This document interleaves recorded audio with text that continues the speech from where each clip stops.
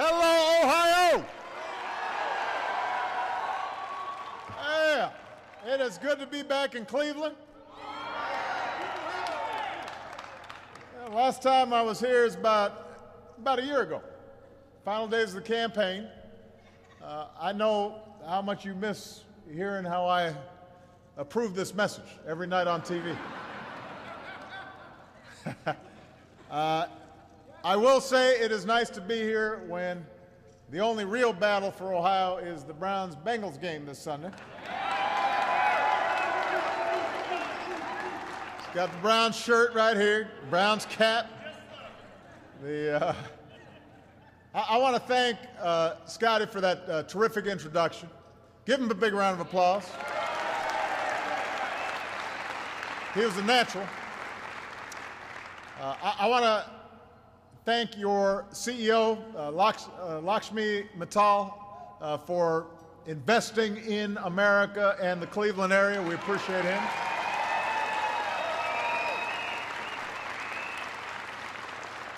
And I want to thank all of you for having me here today. Along with me, there are a couple people I just want to acknowledge. First of all, America's Secretary of Energy is here, right there. And Congresswoman Marcy Kaptur is here. Give Marcy a big round of applause. Fighting for working people every day. And earlier this afternoon, I had a chance to see your mayor, Frank Jackson, your county executive, Ed Fitzgerald, and I want, even though they're not here, I want to thank them for the great work they're doing on behalf of working people throughout the region. And then finally, I want to thank Mark and Gary for showing me one of the biggest steel plants in America. And they told me that folks are proud to have been making steel right here for a century, 100 years, right here.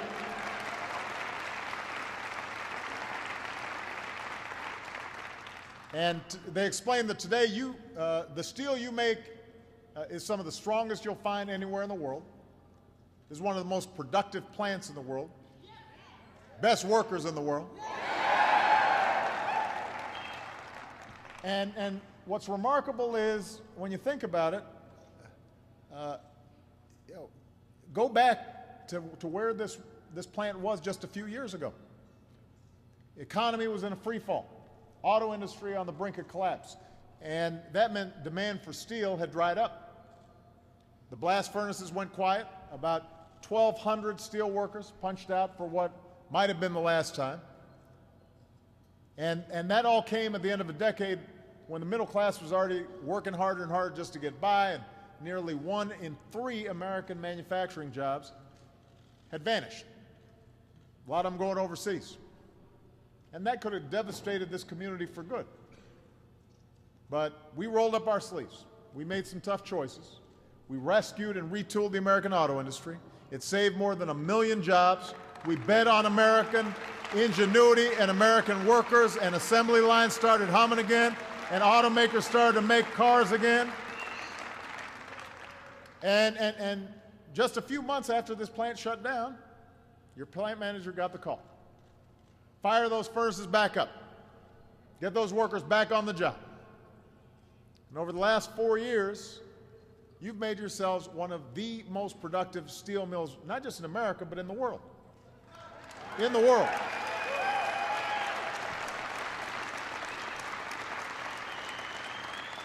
So you retooled to make the stronger steel that goes into newer, better American cars and trucks. You created new partnerships with schools and community colleges to make sure that folks who work here have the high-tech skills that they need for the high-tech jobs. Because I was looking around this factory, and there's a whole bunch of computer stuff going on. And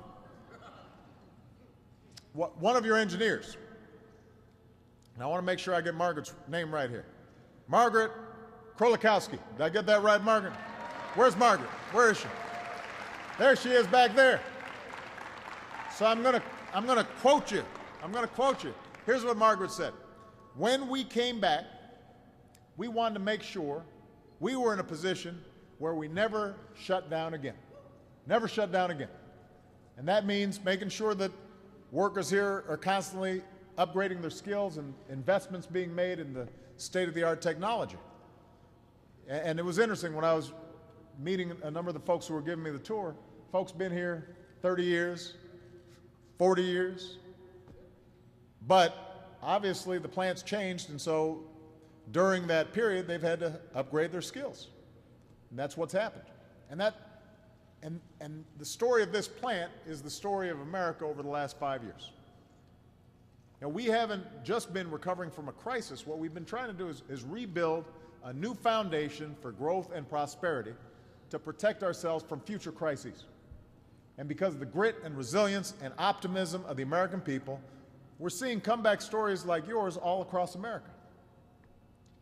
Over the last 44 months, our businesses have created 7.8 million new jobs. Last month, another 200,000 Americans went back to work. And a lot of those jobs are in manufacturing. So now we've got to do more to get those engines of the economy churning even faster. But because we've been willing to do some hard things, not just kick the can down the road, factories are reopening their doors, businesses are hiring new workers, companies that were shipping jobs overseas, they're starting to talk about bringing those jobs back to America. We're starting to see that. And let me give you an example, because we were talking about this, Mr. Mittal and others. We're talking about what's different now. Take a look at what we've done with American energy. For years, folks have talked about reducing our dependence on foreign oil, but we didn't really do it. And we were just importing more and more oil, sending more and more money overseas. Gas prices keep on going up and up and up. We finally decided we were going to do something about it.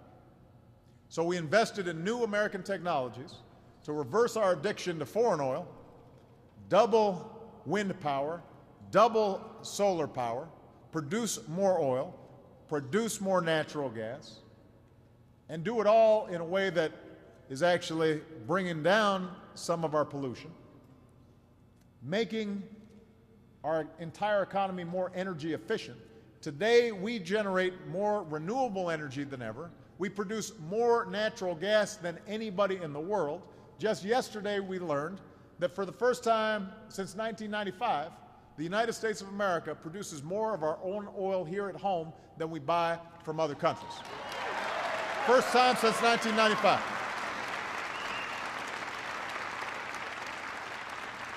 And that's a big deal. That's what America's done these past 5 years. And that is a huge competitive advantage for us. Part of the reason companies now want to move, we were just talking about it, this plant, if it's located in Germany, energy costs are double, maybe triple. Same in Japan. So this gives us a big edge. But this is also important. We reached the milestone not just because we're producing more energy, but also we're wasting less energy. And this plant's a good example of it.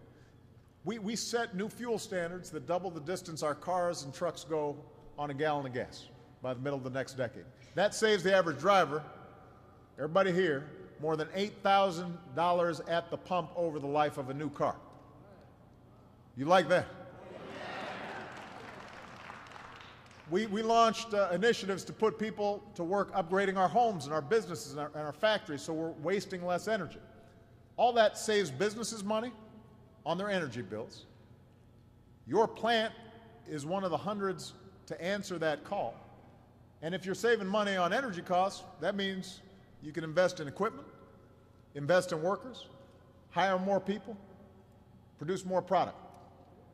And here's another thing. Between more clean energy, less wasted energy, the carbon pollution that's helping to warm the planet, that actually starts going down. And that's good news for anybody who cares about leaving the planet to our kids that is as beautiful as the one we got from our parents and our grandparents. So, it's a win-win. Our economy keeps growing, creating new jobs, which means that strengthening our energy security and increasing energy efficiency doesn't have to be a choice between the environment and the economy. We can do both. So we've tackled the way we use energy. That's making America more competitive in order to attract good jobs.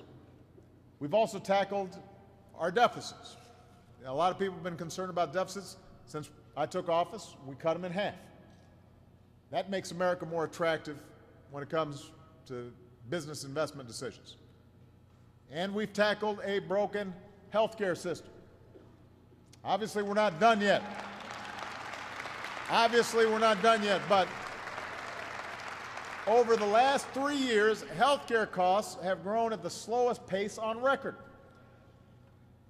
And this is a great place to work, thanks to a great steelworkers union and cooperation between management and labor. But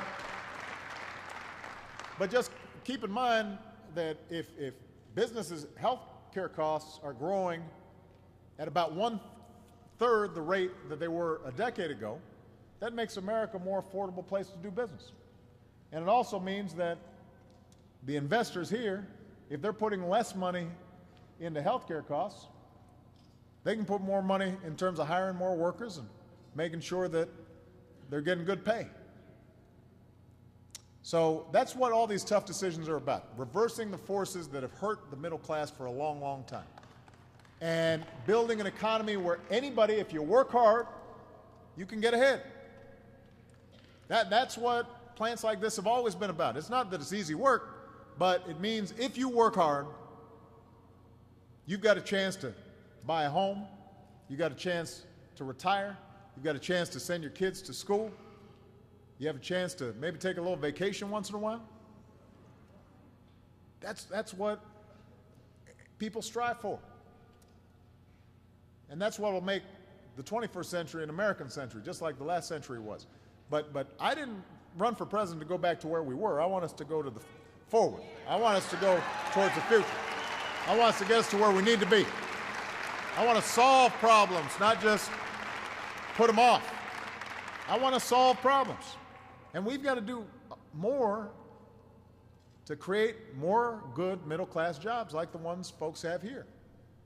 That means we've got to do everything we can to prepare our children and our workers for the competition that they're going to face.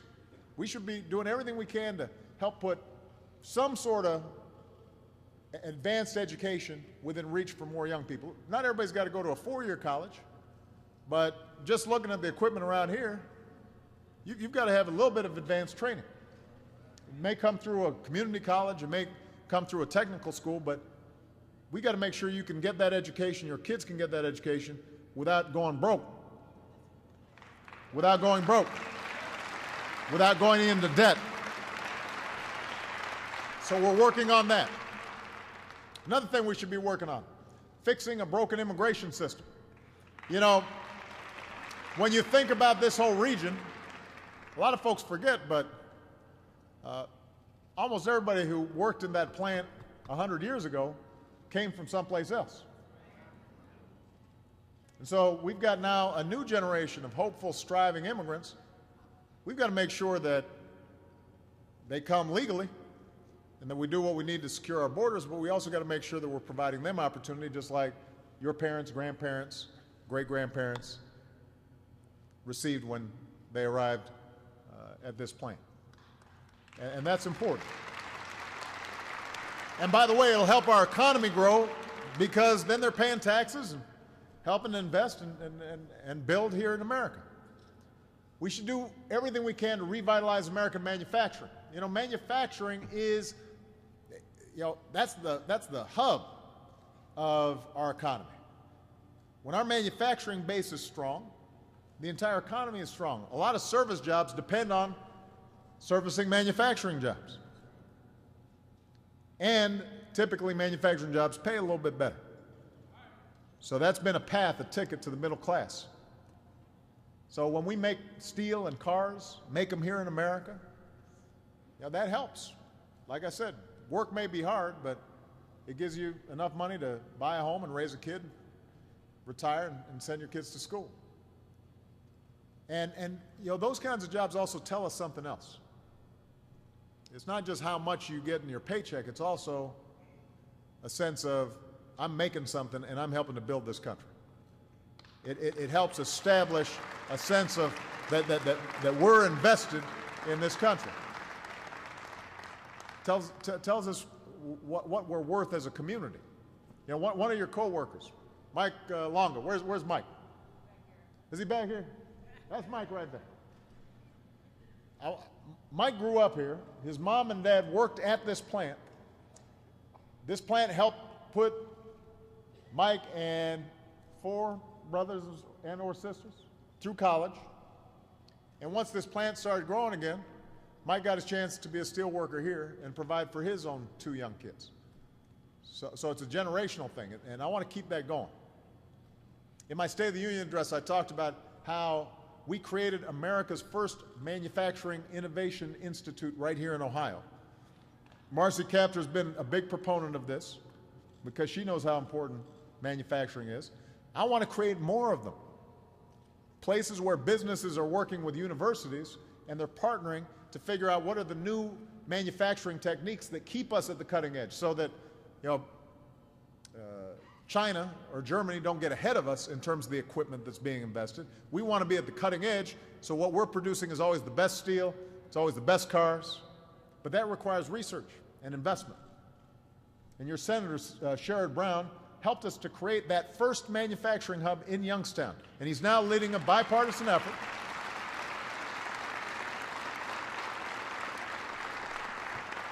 He's now leading a bipartisan effort with Senator Blunt of Missouri to move more of these manufacturing innovation hubs all across the country.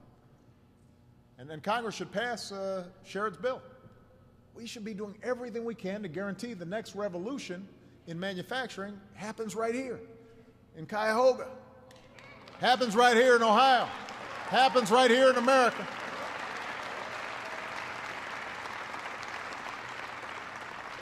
And let me make one last point. We have to do everything we can to make sure every American has access to quality, affordable health care, period. You know, you may have read, we've had some problems last month with websites. I'm not happy about that. And I had a press conference today and I said, you know what, we fumbled the ball in terms of the rollout. But we always knew this was going to be hard. There's a reason why folks have tried to do it for 100 years and hadn't done it. And it's complicated. There are a lot of players involved. The status quo is entrenched. And so, yes, there's no question the rollout on the Affordable Care Act was much tougher than we expected. But I want everybody here to understand, I am going to see this through. I want millions of Americans to make sure that they're not going broke when they get sick, and they can go to a doctor when their kid gets sick. And we're not apologizing for that. We are going to get this done.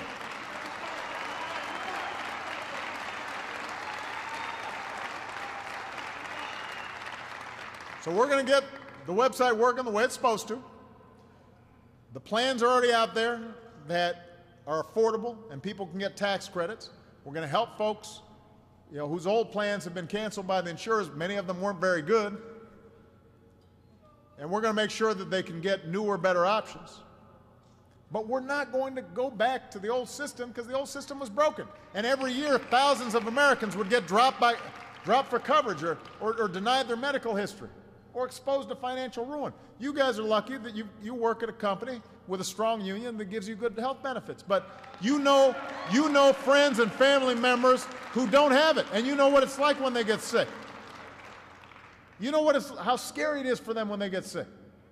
Or some of them have health insurance, they think they do, and they get sick, and suddenly the insurance company says, oh, I'm sorry, you owe $50,000. That's not covered. Or they jack up your premium so you can't afford it because you had some sort of pre-existing condition. That happens every day. So we're not going to let that happen. We're not going to let folks who pay their premiums on time get jerked around. And we're not going to walk away from the 40 million Americans without health insurance. We are not going to gut this law. We will fix what needs to be fixed, but we're going to make the Affordable Care Act work, and those who say they are opposed to it and can't offer a solution We'll push back. I got to give your governor a little bit of credit, John Kasich. Along with a lot of state legislators who are here today, they expanded Medicaid under the Affordable Care Act. And think about that. Just that one step means as many as 275,000 Ohioans are going to have health insurance. And it doesn't depend on a website. That's already happening because of the Affordable Care Act.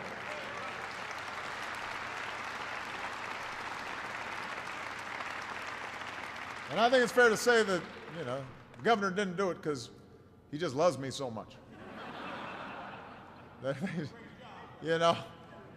We don't agree on much, but he saw, well, this makes sense. Why wouldn't we do this? Why wouldn't we make sure that hundreds of thousands of people right here in Ohio have some security? It was the right thing to do. And if, by the way, if every Republican governor did what Kasich did here, rather than play politics about it, you'd have another 5.4 million Americans who could get access to health care next year, regardless of what happens with the website. That's their decision not to do it, and it's the wrong decision. They've got to go ahead and sign folks up. So, bottom line is, sometimes we just have to set aside the politics and focus on what's good for people. What's good to grow our middle class? What's going to help keep plants like this growing? What's going to make sure we're putting more people back to work? What's going to really make a difference in terms of our kids getting a great education? And look, we've done it before. That's the good news. Now, the good news is that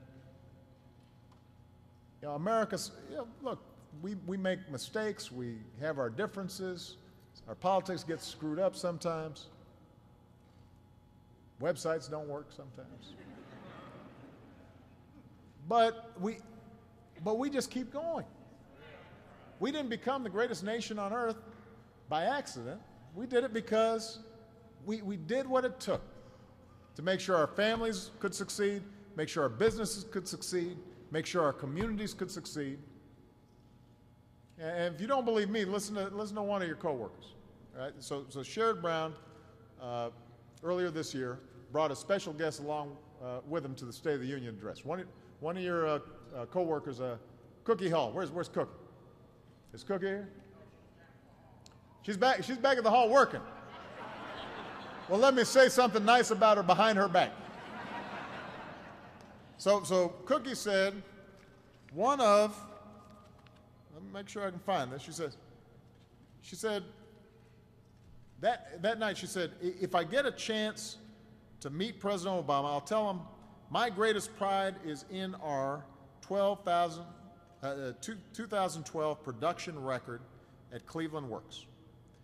We're the most productive steel workers in the world. More than a ton of steel produced for every single one of the workers at this plant. That's pretty good. That's pretty good. So, all of you are an example of what we do when we put our minds to it. Yeah, this plant was closed for a while. We go through hard times. And a lot of our friends are still going through hard times. But when we work at it, we know we can get to a better place. And we can restore some security to a middle class that was forged in plants just like this one, and keep giving ladders of opportunity for folks who are willing to work hard to get into the middle class. That's what I'm about. That's what this plant's about. I'm proud to be with you. And as long as I have the honor of being your president, I'm going to be waking up every single day thinking about how I can keep on helping folks like the ones who work in this plant. God bless you. Thank you. God bless you. God bless the United States of America.